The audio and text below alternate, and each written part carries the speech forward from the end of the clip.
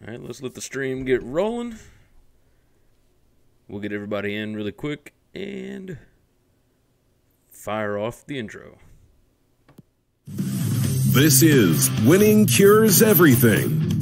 Here's your host, Gary Seegers. All right, this is the Winning Cures Everything immediate reaction to the NCAA Tournament selection show.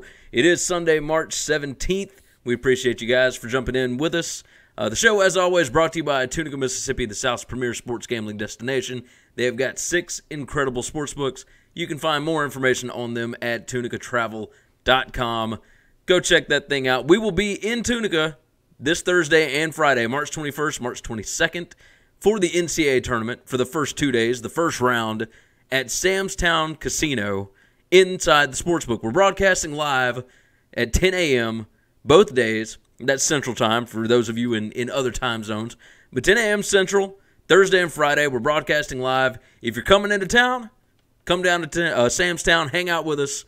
It's going to be a good time. We're staying the night on Thursday night. We're going to be watching basketball from sunup to sundown, basically. It's going to be a good time. So come down.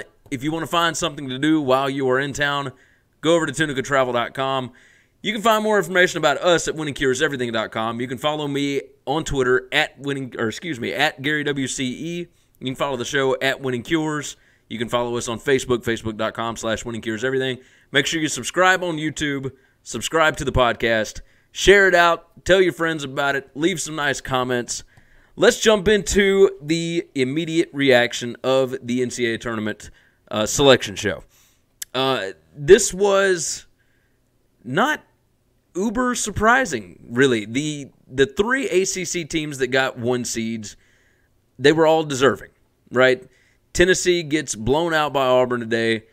Kentucky loses to Tennessee yesterday, and they got blown out by them, a week or so ago. All in all, the bubble teams that got in, you expected them to get in. There were no real surprises with that. They said the biggest snubs were UNC Greensboro and Alabama and Texas and whatnot, but none of those teams played well down the stretch. They didn't do anything to earn at-large seeds. So I think they did okay. Belmont, Temple, Arizona State, and St. John's, that's your last 4 in. That makes perfect sense. Perfect sense, especially with all of the bubble teams that were knocked out by bid thieves over these conference tournaments the last few days. Let's start off. Let's talk about some of the most fascinating matchups. We will talk about some we're going to do another show on Tuesday night. Every year we do the husbands versus wives bracket. The wives have beaten Chris and myself 2 straight years. My wife has kicked my ass the last 2 years. She is excited about jumping on, so she will be doing that on Tuesday night with Chris and myself. Let's talk about these matchups, though. There are some interesting matchups. Obviously, there's some that you think, okay, Duke against North Carolina Central or North Dakota State, Duke is going to hammer them. Some will be kind of boring. Not a lot of people want to watch VCU and UCF. I think that'll be an interesting game depending on whether VCU's star player comes back or not. Stuff like that is just Virginia and Gardner-Webb. I doubt that Virginia gets beat by a 16 seed this year, but you never know. So let's talk about the ones that look like they will be the most fun. To start off with, Liberty and Mississippi State. That's 12 seed versus 5 seed in the East bracket. Liberty can play really, really well. I mean, they're like 30-5, 31-5. They can shoot the 3 ball insanely well if they get hot. Mississippi State, if you find a way to stop them on defense, which obviously you can say that about anybody, but State is one of those that will fold if you put a little pressure on them. They're a good team, maybe deserving of a 5 seed. I might would have put them as a 6, but yeah, Liberty is a really, really good basketball team that probably should have been seeded higher than a 12. Next matchup, I've got St. Louis against Virginia Tech. St. Louis has been playing insanely well. They were in no position to get an at-large bid whatsoever, but it is what it is. They win the A-10 tournament. Their defense is absolutely lights out right now. Virginia Tech's senior starting point guard, Justin Robinson, is coming back for the NCAA tournament. He's been out since January. So what is he going to look like when he comes back? Virginia Tech played relatively well without him. Is that going to mess up the chemistry? Travis Ford, his defense, he's back in the NCAA tournament. He did not do well with Oklahoma State, hence why he's at St. Louis, but he is doing a wonderful job right now. Syracuse against Baylor. 8-9 game. Scott Drew against Jim Boeheim's zone. Scott Drew likes to draw up ISO plays. He likes to let his guys play one-on-one a lot. He thinks his talent will be able to win. Will they be able to hit enough threes to get Syracuse out of their vaunted zone defense? Right? That's a fascinating strategical matchup. The schematics of that are going to be a lot of fun to watch. Murray State against Marquette. This will be fireworks. I can guarantee you that. You got Ja Morant against Marcus Howard, two of the best scorers, best players in the tournament. That's going to be a lot of fun to watch. Marquette has been on a slide here lately. Murray State, they have been rolling, absolutely rolling. I like this matchup. Those two players are out of this world. Next up, I've got Arizona State against Buffalo. Now, this is dependent on Arizona State beating St. John's. But this is going to be fascinating because Arizona State's coach, Bobby Hurley, was the head coach at Buffalo before Nate Oates. Nate Oates was an assistant under Bobby Hurley. So it will be teacher against, assistant or whatever, and that's going to be fun to watch because I think Buffalo has a much better team than Arizona State. Bobby Hurley's been at Arizona State for 4 years now. This is 2 straight years in the NCAA tournament. 2 straight years that he's playing in the first 4. Pretty outstanding stuff. Number 10, Florida against number 7, Nevada. That will be interesting. That's 2 insanely physical teams, especially inside. Florida has more talent. Nevada has more experience. That's 2 really, really good teams, and that will be great to watch. Number 12 seed Oregon against number 5 seed Wisconsin. Oregon is absolutely the hottest team in the country right now. They have won 8 straight, but they are just destroying really good teams. I am excited about that part of it. Wisconsin, a little banged up from the Big Ten tournament, really the Big Ten schedule as well. Wisconsin is a great basketball team. They are coached insanely well. They don't have as much talent as Oregon does, and Oregon gets to play them in San Jose. They get them on the West Coast. Eugene, Oregon, to San Jose, about 8 hours. Madison, Wisconsin, and this is drive time, by the way. Obviously, everybody's going to be flying, but Oregon's going to have a lot more fans than Wisconsin will have, and that is really insane to see where a 5 seed does not have the location advantage. Same thing going on with 13 seed UC Irvine against Kansas State. UC Irvine, obviously from California, playing against Kansas State in California. Now, obviously, everywhere you go around the country, you're going to have the lower-seeded teams have a lot more fans because everybody wants to see the underdog win, right? It's especially going to be true in this case. UC Irvine, they're on a 16-game winning streak. They are unreal. They're 30-5 this year. That's a really good basketball team. Kansas State, we got to see what happens with Dean Wade. Their star player looks like he might be out again. What will Kansas State look like without him this time? They weren't great without him the first time this season, and you see him on the selection show with a boot on. Not a good thing. The last 2 fascinating matchups to me, number 8 seed Utah State against 9 seed Washington. Washington was only 1-7 against NCAA tournament teams this year. Utah State, they shoot better than 35% from 3. The head coach at Washington, obviously a disciple of Jim Boeheim. They like to play a lot of zone. If Utah State gets hot from 3, they will absolutely run that team out of the gym. Absolutely run them out of the gym. And then last up, New Mexico State versus Auburn. New Mexico State on an 18-game winning streak. They only allow 33% shooting from three-point range. Auburn shoots the ball lights out. Can New Mexico State guard them well enough to be able to pull off some kind of an upset? And we'll see. We'll see. I think Auburn probably wins that game based on talent alone, But Chris Jans has got a fantastic basketball team in New Mexico State. I wouldn't be surprised to see him get a much better job going forward. Let's talk about who got screwed with their draw. Now, this is something we talk about every year. There weren't a lot of them this season, and I was kind of surprised by that. But the biggest screwing, I guess you could say, was Kentucky. They have to go play in Jacksonville, which is full of Florida fans that you know will be cheering against Kentucky as much as they can. The Big Blue Nation always shows up, so I don't doubt that they will have plenty of fans there. But they have to play in Jacksonville with Florida fans. Then they get to the Sweet 16 against possibly Houston or Iowa State. And Ames, Iowa, is only 3 hours from Kansas City. Lexington is almost 9 hours. So if Iowa State gets through Houston, they've basically got a home game. That is remarkable to me. Absolutely remarkable that they would put that team in that location. Next up, Michigan. The only thing that I saw wrong with Michigan was they're a 2 seed and they got stuck with Florida and Nevada. If they beat Montana, they're going to have to play one of those two teams, two insanely physical teams that can wear you down and find ways to beat you. You know Florida can beat good teams. You know Nevada, who made it to an Elite Eight last year, almost made a Final Four, and they got all 5 of their starters returning. I mean, they start 5 seniors. That is insane. Absolutely insane. Bubble teams that got screwed, like I said, there's not any. The teams that got left out deserve to be left out. And we'll talk more this week about the NIT and about what teams need to do going forward.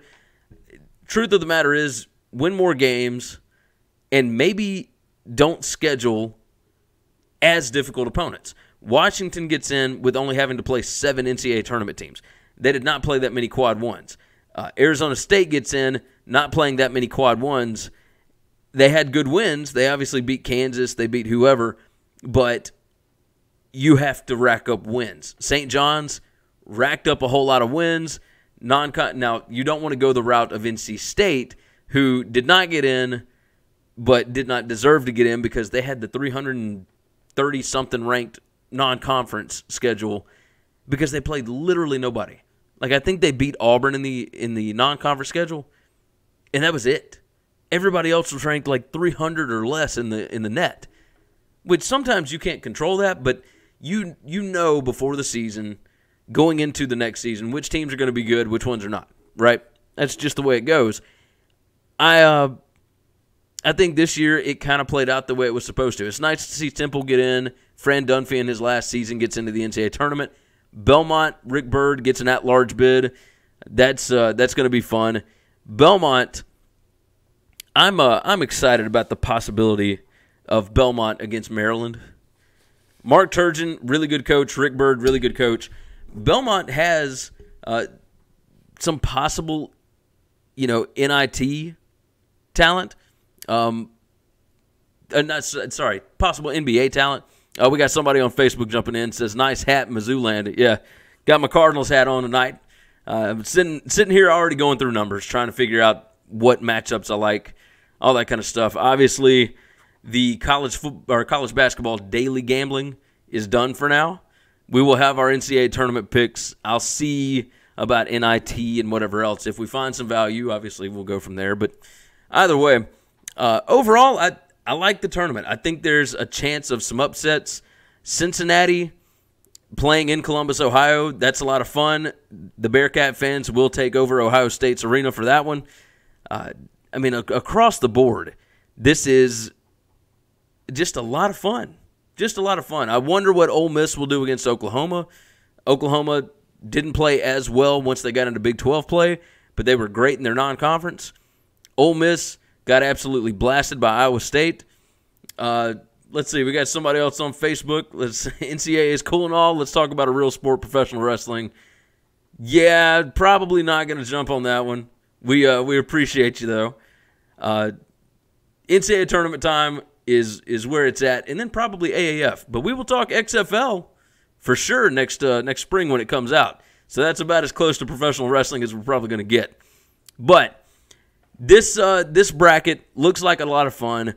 Kentucky, I think if they can get through, I think they will get through the first 2 rounds. And then we'll see what happens in the Midwest and Kansas City.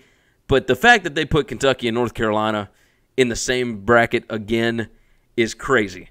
And, Robbie, I know you're just messing with me, brother. It's all good. All good. But, yeah, Kentucky and North Carolina in the same bracket. Again, Calipari and Roy Williams have got to be just fed up with this, right? It feels like it's every year, and I know it's not. But it feels like it's every season. I don't know how they keep doing this. And I understand that the seeds fall where they are, but mostly Cal has to be just irate with this. Like, why would you not put Cal in the same one with Gonzaga, in the same one with Virginia? Instead, we got Kentucky, North Carolina possibly meeting up again, which is great for TV ratings, don't get me wrong, but that's not who you want to go up against in the NCAA tournament. You want a better draw than that.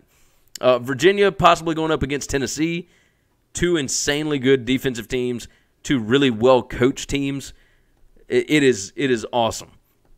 Robbie, is this in podcast form in Apple Podcast? It will be. It will be in podcast form. I will toss it to that as soon as the show gets done. So the other ones, Duke against Michigan State, Izzo against K. That's going to be awesome. That's a lot of fun. And then Gonzaga against Michigan. Again, these are great matchups. Absolutely great matchups if you can get the 1s and the 2s all the way to the Elite Eight, which rarely ever happens, but we'll see. I think that Texas Tech can beat Michigan in the West Regional. I think that Florida State could possibly upset Gonzaga in that West Regional. I think Michigan State's biggest problem probably just going to be Duke, right? Maybe Louisville, maybe Minnesota. I think it's kind of weird that they have Minnesota possibly playing Michigan State in the second round, considering they're both Big Ten teams. But you got to toss them in somewhere when you've got 8 teams in, right? That's just ridiculous the way that broke. LSU, I'm not sure how far they're going to get without Will Wade. They got, they may end up with either Maryland or Belmont or Temple, and you got really well-coached teams going up against LSU who will be without their coach. Does talent win out in that case? We'll see. Virginia Tech, St. Louis, obviously we talked about that. Mississippi State, Liberty, we talked about that. VCU, UCF, that one dependent on VCU star player coming back. We'll see. He hyperextended his knee in the A-10 tournament. Syracuse and Baylor, Marquette, Murray State, Florida State, Vermont. I really wish that Vermont was playing somebody different because I think that is a really good basketball team. But Florida State, athletically, their talent is insanely superior to Vermont. Buffalo, Arizona State, or St. John's, we talked about that. Texas Tech, Northern Kentucky, Nevada, Florida, Michigan, Montana. Kentucky, Abilene Christian, Wofford, and Seton Hall. That's interesting because Wofford had not been ranked in KenPom above 200 in 10 years. I mean, it's been forever. This was not supposed to be this good of a team, but they are on a 20-game winning streak. Seton Hall closed out the season really well. Could you see Wofford and Kentucky playing in Jacksonville? I mean, that whole crowd would be on Wofford's side. Houston, Georgia State, we got Ron Turner back in the game. Ron Hunter, sorry. That's going to be fun. Hopefully he stays away from the scooter this time. Houston probably getting through that one, and then we'll see what happens with Iowa State. Obviously, that's in Tulsa, Oklahoma. Let's see. Kansas, Northeastern. Northeastern is a really good basketball team. Really good basketball team. So that's going to be a lot of fun to watch and see what happens with that because Kansas down 3 starters. Yes, they made it to the Big 12 championship game, but this team has absolutely fallen apart at certain times. Northeastern is a good enough team and a well-coached enough team to put some pressure on them and actually get through to that next round. Auburn, New Mexico State, we talked about that one. Utah State, Washington. Washington has not beaten very many good teams this year. Can their zone hold up against Utah State? I don't think so. I'm probably going Utah State on that one. North Carolina against Iona. Obviously, that's a wash. Tennessee and Colgate, that's a wash. Cincy and Iowa. Iowa has played in Columbus this season, and Cincinnati obviously is in Ohio. So we'll see which one is more comfortable in that arena. I'm going to guess Cincinnati, but we'll see. Purdue and Old Dominion. Back to the Cincinnati-Iowa thing. If Tennessee, of course, beats Colgate and Cincy beats Iowa, Tennessee has to play Cincinnati in Columbus, Ohio. Explain to me how that's reasonable. I didn't put that down as one of my screwed with the draws, but that is insane. That is tough to do going up against Cincinnati in Ohio. I don't understand that at all. That's crazy. I just realized that. Purdue and Old Dominion. Old Dominion's a good team. Purdue is insanely well coached by Matt Painter. I think Purdue probably has a shot at a Final Four in this region. I mean, you got Virginia and you've got Tennessee ranked ahead of you, but then behind you is Wisconsin. You know, what are they going to do? Kansas State, we'll see. Cincinnati or Tennessee, you could probably get through there. Its second-round game is either St. Mary's or Villanova. St. Mary's is playing hot right now. They've won 9 of their last 11 games, and the only 2 losses were to Gonzaga. And one of the wins was against Gonzaga to actually get into the tournament. St. Mary's I would be very scared of right now because Villanova has not been shooting the ball well. They got a lot of good leadership on that team, a lot of national championship leadership, but they have not played well as of late. Yes, they won the Big East tournament. I got that, but the Big East, as we have seen, kind of crap this year. From there, let's see. Kansas State, UC Irvine, we talked about that. Wisconsin, Oregon, we talked about that. Ole Miss, Oklahoma, we discussed that one as well. And then Virginia and Gardner-Webb. I don't see this Virginia team being a one and done this year. Virginia is better on offense than they were last season.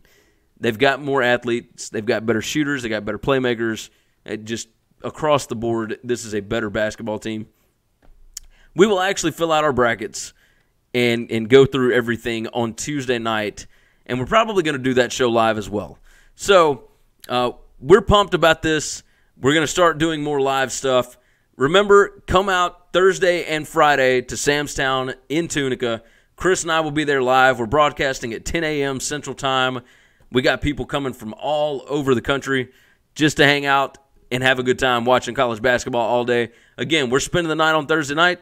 Get you a hotel room, hang out with us. We're watching basketball until the last shot goes in. That's it. So March 21st, March 22nd, that's Thursday and Friday at Sam's Town Casino in Tunica. If you want to find something to do in Tunica, Mississippi, you want to find out information on all 6 of their sports books, go to tunicatravel.com. Again, follow us at winningcureseverything.com. Everything you need to know is up there. The podcast, the YouTube, Facebook, Twitter, everything else. We appreciate you guys for hanging out with us today. We are looking forward to a fun March Madness. This is going to be a good time. We will see you guys again for the Daily Show tomorrow.